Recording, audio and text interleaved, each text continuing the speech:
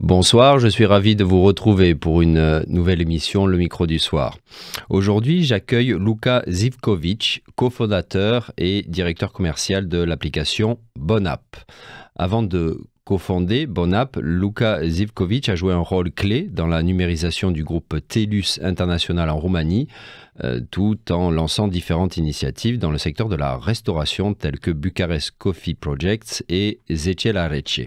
Luka Zivkovic, bonsoir. Bonsoir, merci beaucoup pour l'invitation. C'est un plaisir de vous avoir avec nous. Alors, en premier lieu, avant de parler de plein d'autres choses, décrivez-nous un peu l'activité de Bonapp et son actualité, parce que vous avez une actualité, et c'est aussi la raison pour laquelle, en partie, on avait envie de vous inviter. Vous venez de lancer un projet avec une autre structure afin de réduire le gaspillage alimentaire qui est l'essence de cette application Bonapp. Exactement. Donc Bonapp est une application qui permet au commerce alimentaire de vendre leur surplus, donc avant expiration, à prix réduit sur une application B2C.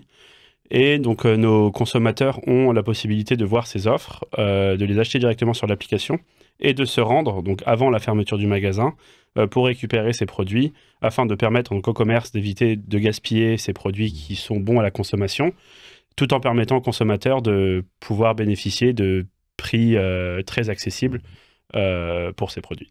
Et ces produits qui peuvent être aussi livrés directement au domicile, j'imagine. On ne les livre pas pour plusieurs raisons.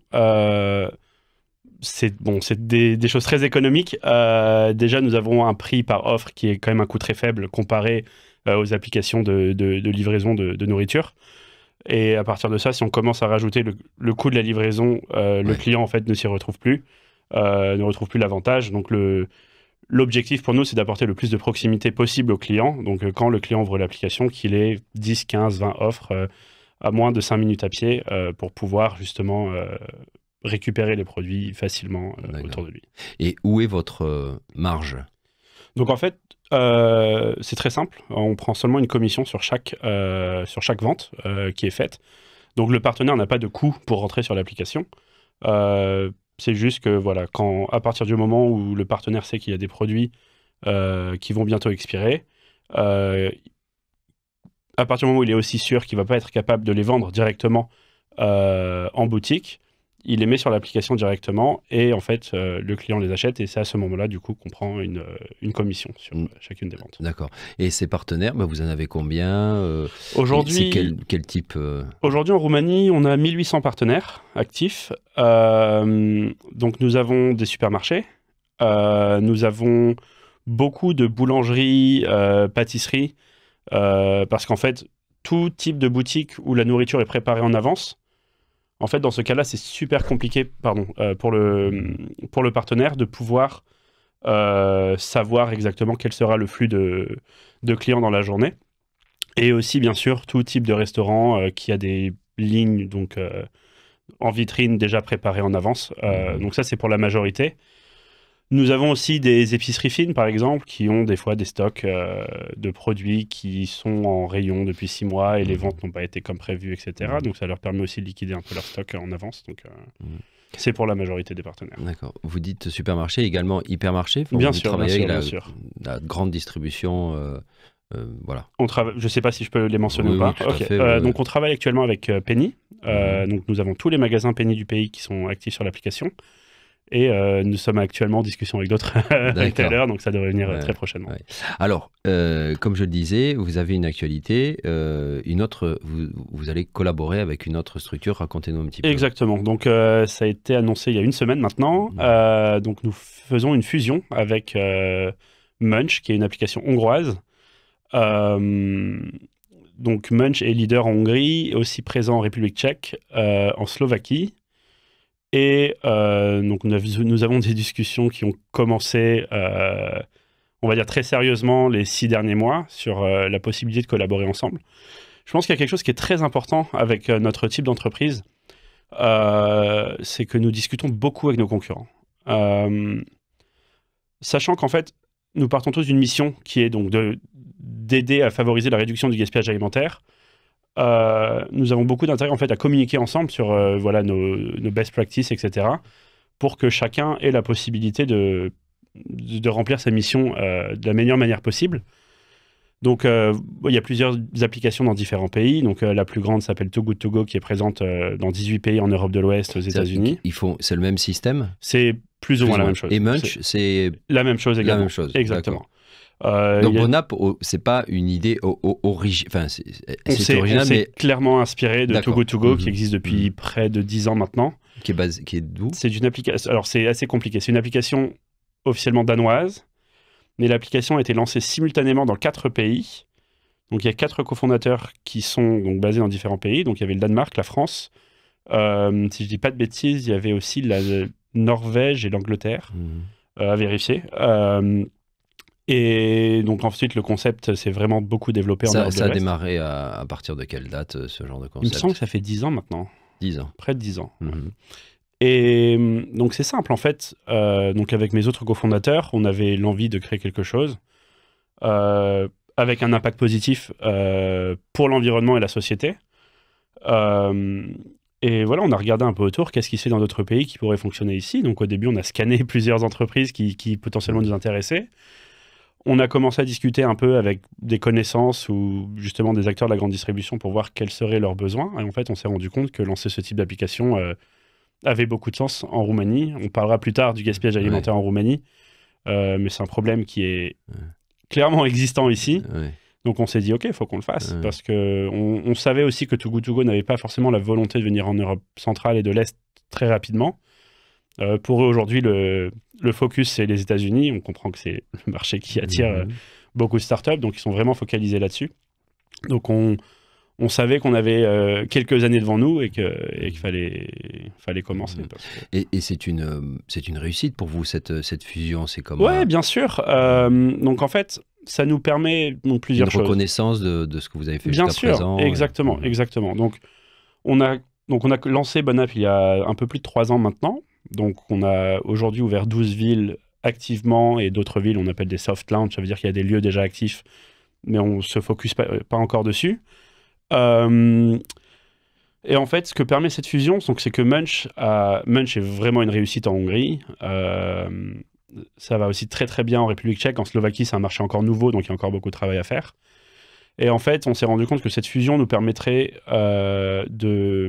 d'accélérer notre croissance ici, parce que l'entreprise a plus d'automatisation en place, il y a plus d'employés forcément, donc on peut avoir du support de plus de personnes pour nous permettre de remplir notre mission plus efficacement. Et aussi, bien sûr, de faciliter l'expansion dans d'autres pays de la région. Vous êtes combien de personnes Donc, à Bonapp, on est 11. Puis le reste de Munch, on est autour de 80 personnes. Donc, ensemble, on se rapproche des 100 personnes. D'accord.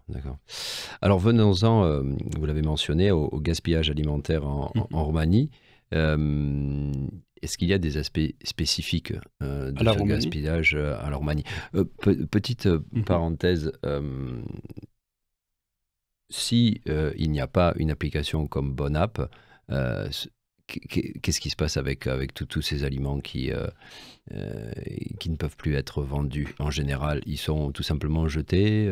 Ça dépend de nos partenaires. En fait, je pense que ça dépend beaucoup du type de nourriture qui reste en rayon.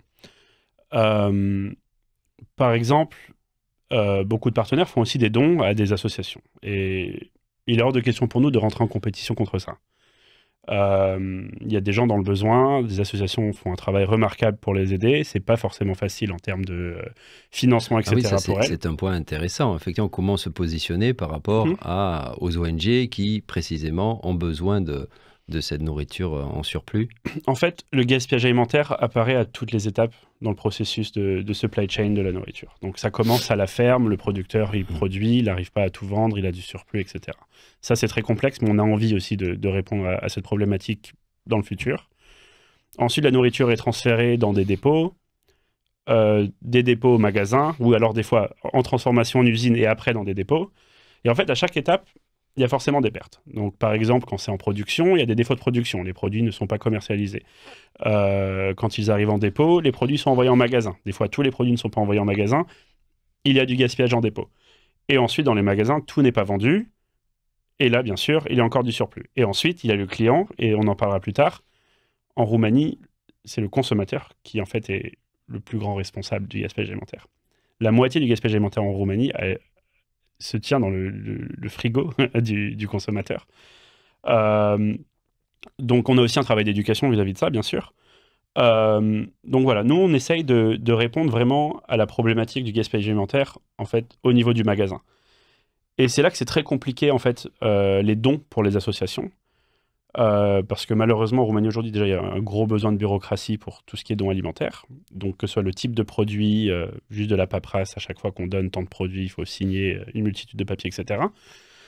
Et les associations, souvent, se dirigent vers les dépôts. Parce que pour une association, c'est bien plus facile d'un point de vue logistique de recevoir une palette avec 3 produits que recevoir 2 yaourts, 3 bananes. Déjà, une association, si elle a, je sais pas, parlons par exemple d'un orphelinat avec 60 enfants, si une boulangerie donne 5 éclairs au chocolat, ça n'a pas de sens pour l'association. Donc ça, c'est très important pour nous. On ne veut clairement pas rentrer en compétition contre les associations, mais on sait que voilà, les associations se tournent en général vers les dépôts. Et nous, on essaie de répondre à la problématique dans les magasins. Et quand vous dites que les Roumains, enfin, c'est le consommateur qui est en premier lieu coupable de ce gaspillage alimentaire, comment savez-vous, comment on sait que le frigo d'une famille roumaine est parfois trop plein de choses qui vont être gaspillées? Bon, il y a beaucoup d'études là-dessus qui sont faites. C'est clairement pas moi qui les ai faites. Donc je suppose que la manière dont c'est fait, c'est jusqu'au magasin, on sait exactement qu'est-ce qui a été acheté, qu'est-ce qui a été vendu, plus ou moins. Ensuite, au niveau du client, il y a tout en fait les quantités qui finissent en déchetterie à la fin du cycle. Ce qu'on sait, disons que c'est une hypothèse. Pourquoi le gaspillage alimentaire en Roumanie est très présent au niveau du consommateur serait apparemment lié au trauma de l'époque communiste où les gens en fait manquaient de nourriture. Donc maintenant, beaucoup de consommateurs ont cette peur en fait de manquer de produits dans leur réfrigérateur. Ça persiste. Il y a toujours cet aspect psychologique. C'est les chiffres qui parlent. Donc, d'accord.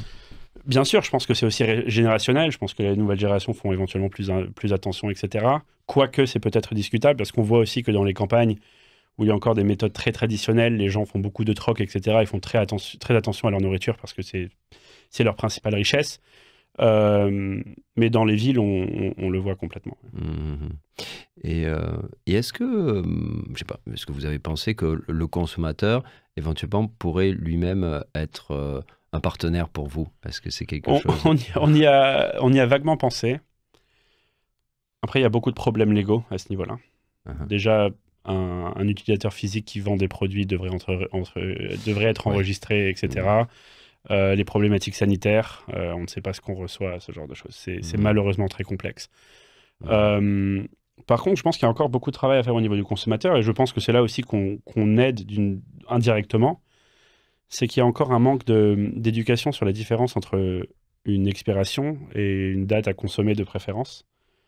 Par exemple, en France, tout commerce est dans le droit total de vendre des produits qui ont passé cette limite, dans la mesure où le produit a une réduction. En Roumanie, c'est totalement illégal. Alors qu'en fait, je sais pas, une bouteille d'huile d'olive qui a 2 ans, elle périme pas le jour de la date. Bien sûr que sa qualité n'est plus au maximum, mais c'est encore des produits très propres à la consommation. Et je pense qu'une grosse partie du gaspillage alimentaire, en fait, ce sont des produits qui sont encore consommables. Et c'est juste que les gens voient la date et les jettent directement. On sait très bien qu'un yaourt, même passer une date d'expiration d'1 jour ou 2, les risques seront clairement mineurs. Et j'ai aussi entendu des cas à l'échelle personnelle de gens qui jetaient les produits genre 1 jour ou 2 avant l'expiration parce que c'est proche de l'expiration, donc c'est pas frais. Et donc voilà, il y a beaucoup de travail à faire là-dessus. Malheureusement, aujourd'hui, on n'a pas le temps d'aller dans les écoles et on pourrait faire beaucoup de choses à ce niveau-là. Malheureusement, on a encore beaucoup de choses à faire sur notre point de focus avant d'aller là, mais il y a beaucoup de choses à faire en termes d'éducation du consommateur. Alors, Luka Zivkovic, j'aimerais qu'on élargisse un petit peu notre discussion et j'aimerais avoir votre perception sur ce monde des apps. J'ai l'impression qu'il j'imagine, partagé, qu'on est face à toujours plus d'intégration d'apps sur nos smartphones. C'est parfois un peu comme quand il y a trop d'informations. C'est un petit peu... voilà, c'est quelque chose qui peut être... qui peut trop charger le consommateur, en tout cas l'utilisateur du smartphone de façon générale. Est-ce que on est voué à intégrer toujours plus d'apps pour résoudre des problèmes que très souvent on a créés nous-mêmes? Il y a des applications qui se créent tous les jours, et des milliers, sans doute, ou peut-être même plus. Le consommateur a forcément une restriction temporelle ou de par ses utilisations et ses besoins qui font qu'en fait, il y aura forcément une restriction du nombre d'applications sur un téléphone. Peut-être qu'à un moment, on est passé de 15 à 20 ou un peu plus. Je pense que chaque propriétaire d'une application doit simplement identifier s'il y a un réel besoin avec cette application. Donc, je pense que nous répondons à un besoin aujourd'hui. Donc, nous avons aujourd'hui 400 000 utilisateurs sur l'application. Certains sont plus actifs que d'autres. C'est aussi simple que ça. Et on sait très bien qu'on a aussi tous des applications qu'on utilise une fois tous les 2 ans maximum. Donc, en fait, ensuite, pour moi, c'est la liberté du client de savoir si cette application... Le consommateur est capable de prendre en compte lui-même la décision de savoir si l'application est un besoin ou juste un nice to have. Donc, voilà, moi, je pense que les applications, il s'en créera tout le temps. Il y a des applications qui, clairement, ne fonctionnent pas. Il y a des applications qui fonctionnent, mais en fait, c'est le client qui est roi à ce niveau-là et qui va choisir son besoin. Après, bien sûr, on sait qu'il y a des dérives, on sait que des applications ont tendance à pousser un peu l'addiction, etc. Et c'est pas forcément sain. Mais à ce niveau-là, je pense que c'est le travail des institutions de savoir réguler ça comme il se faut. Le problème de la technologie, enfin, c'est pas un problème. La technologie, en fait, on entend souvent que la technologie est mauvaise. Non, la technologie, c'est neutre. Ensuite, on peut en faire un usage positif ou un usage négatif. Donc, à partir du moment où l'usage est positif, je pense qu'il n'y a aucun problème pour toute personne. À partir du moment où il y a des usages négatifs, je pense que c'est là, justement, que les autorités de régulation doivent intervenir et identifier quelles sont les tendances qui ont lieu à ce niveau-là pour permettre de restreindre ces problèmes. Alors, vous dites la technologie est neutre, bien que maintenant, on sait que les algorithmes sont créés, notamment, je pense à certaines plateformes que je ne citerai pas, sont créés pour créer de l'addiction. Et ça, je sais que j'imagine que vous le savez. Donc, quelque part, la technologie, à la base, elle peut ne pas être neutre non plus. Complètement. Ensuite, je pense que beaucoup de ces décisions, bon, ok, dans certaines applications, il y a aussi des impacts politiques, etc. Et là, je pense que ça va très loin. Même si je pense que les perdants de ces manipulations via les applications n'utilisent pas assez ces applications dans le même sens pour être capable de contrebalancer le problème. Ensuite, il y a aussi des problématiques business. C'est qu'en fait, les applications sont créées par des entreprises qui ont des besoins de croissance. Déjà, dans le cas d'une startup, on a clairement besoin d'être break-even. Donc, nous avons au début clairement plus de coûts que de gains. Donc, à partir du moment où on n'a pas encore atteint ce break-even, nous sommes dans le besoin, en fait, de devoir trouver des moyens d'être une application dans lesquelles les gens ont envie de venir. Donc, en fait, je pense qu'il y a une ligne fine entre, OK, l'application fait en sorte de créer des features qui vont garder le client sur l'application ou de le faire utiliser l'application le plus souvent possible, et le moment où ça devient en fait malsain, où il y a vraiment une sorte de manipulation du client pour le garder sur l'application.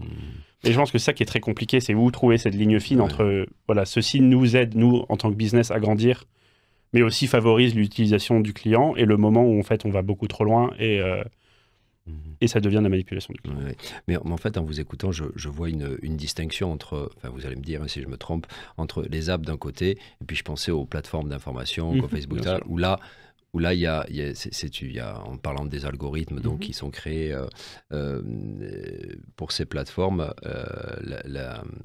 la dynamique est différente, c'est-à-dire c'est peut-être beaucoup plus pernicieux. Je pense à Facebook notamment, qui a décidé de plus avoir de modérateurs. Hein, et quand on sait que les gens cliquent surtout sur tout ce qui est scandaleux, les mauvaises nouvelles, et que plus il y a de clics et plus on fait de l'argent. Donc c'est sûr que ça crée un peu c'est un souci. Comment vous voyez le pouvoir toujours plus grand des méga structures technologiques de la Silicon Valley ou de la Chine? Qu'est-ce que ça vous inspire? Je pense que ça nous fait peur à nous, Européens, parce qu'on n'est pas au niveau. Donc on a l'impression qu'on se fait manger par soit des ennemis, ou alors ce que Emmanuel Macron appelle des alliés, mais pas des amis.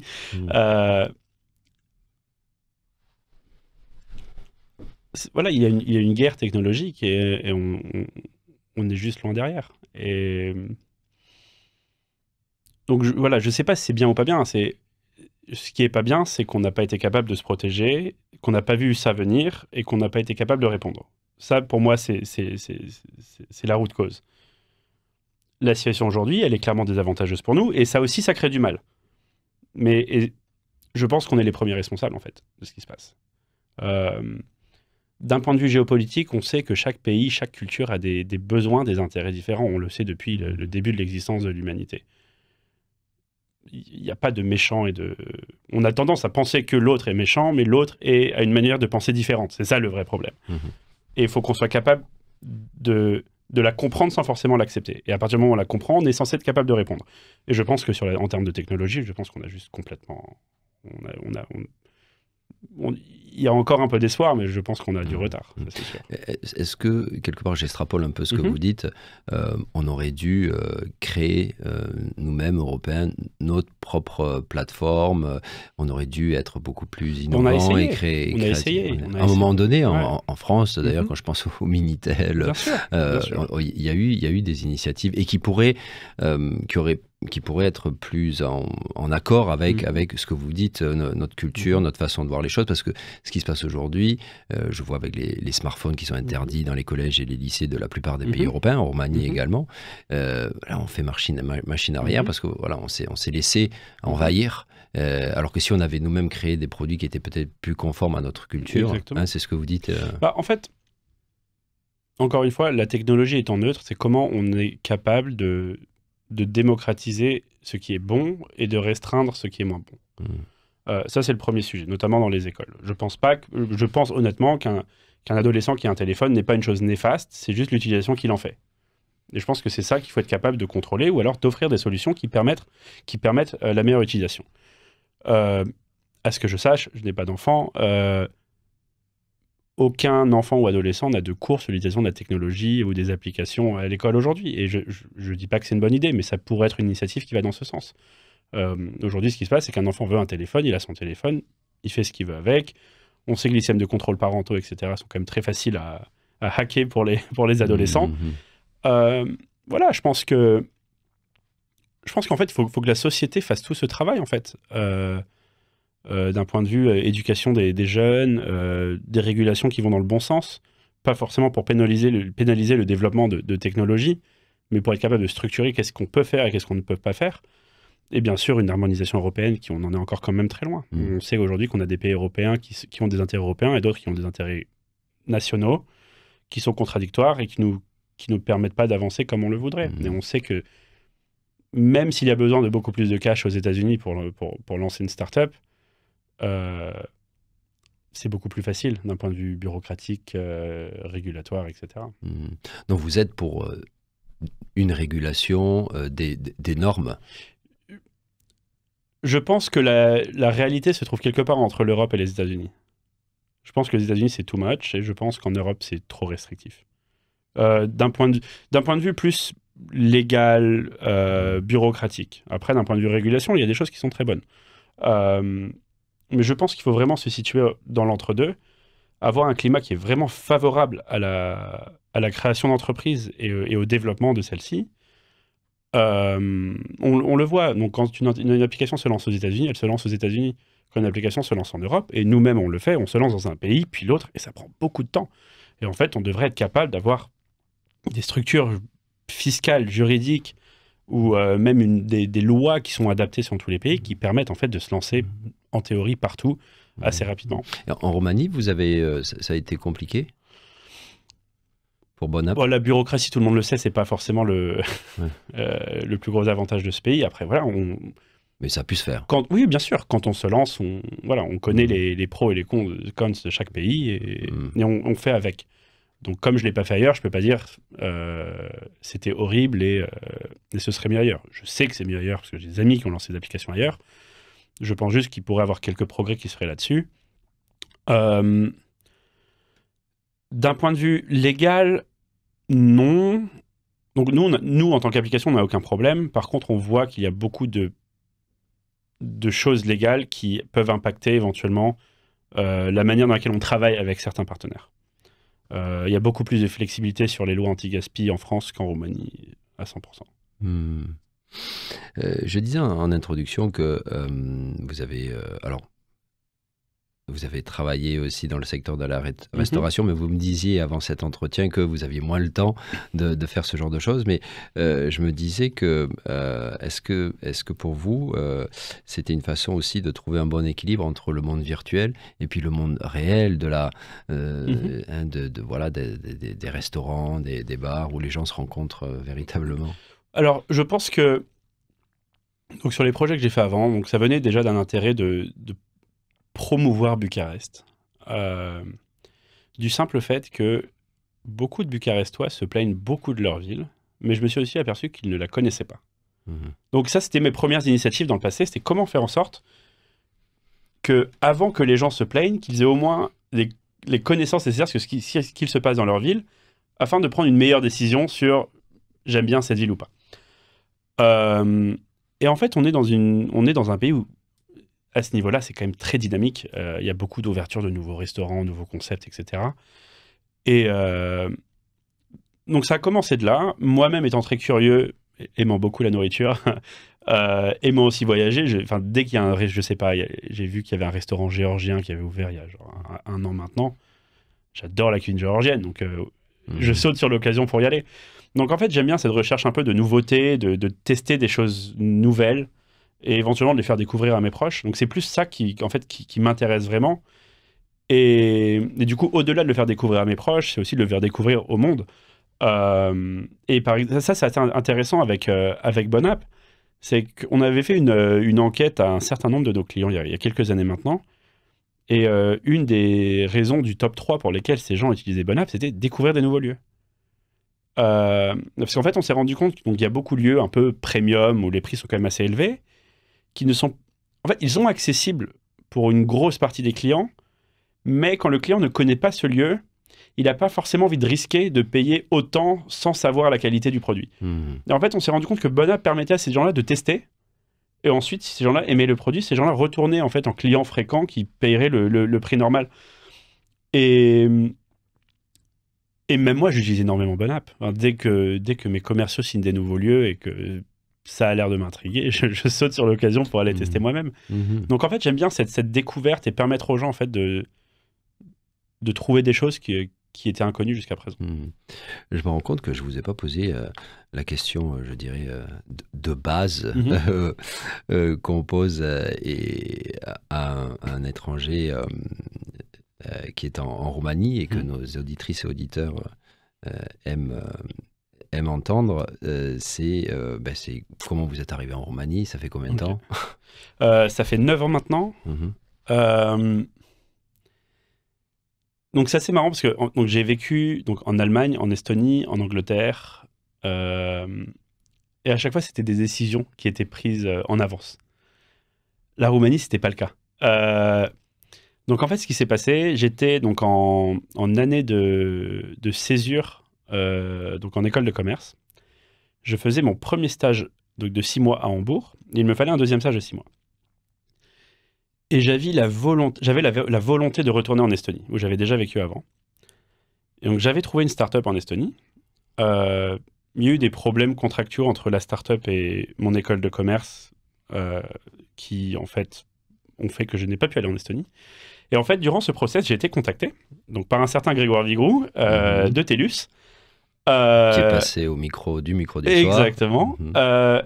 Qui m'a dit... il m'a contacté par LinkedIn, et donc c'était assez simple. On recherche un profil pour nos équipes de marketing qui parlent français, allemand et anglais couramment. Et j'ai fait les entretiens. J'ai eu l'offre. Je l'ai refusée parce que je pensais vraiment que j'allais en Estonie. Et en fait, je voyais que ça ne se faisait pas avec l'Estonie, donc je suis retourné vers Grégoire en me disant, il va jamais me dire oui. Il va me dire, non, t'as dit non, c'est trop tard. Il me dit, ouais, ok, viens, à partir de quand t'es disponible? Vous connaissiez pas Bucarest? J'étais jamais venu en Roumanie, je connaissais pas grand-chose sur le pays, mais bon, j'avais déjà beaucoup voyagé. En fait, c'est la seule région d'Europe que je ne connaissais pas trop. Et en fait, dans ma tête, je me dis, va là-bas 6 mois, c'est qu'un stage, au pire, tu verras, et tu voyages et tu profites. Et en fait, le stage s'est super bien passé. Donc TELUS m'a fait une offre pour rester. Donc ensuite, j'ai fait mon année d'alternance, donc ma dernière année d'école entre TELUS et Grenoble. Mon empreinte carbone n'est pas top du coup, parce que je devais aller 1 semaine sur 3 à Grenoble. Donc j'essaie de compenser aussi. Et ensuite, je suis resté chez TELUS. Donc il y avait une clause comme quoi bref, je ne vais pas rentrer dans les détails, mais TELUS m'a aidé pour mon école de commerce, etc. Donc j'ai dû m'engager 2 ans de plus. Donc c'est comme ça qu'en fait, mon séjour de 6 mois a duré 3 ans et demi.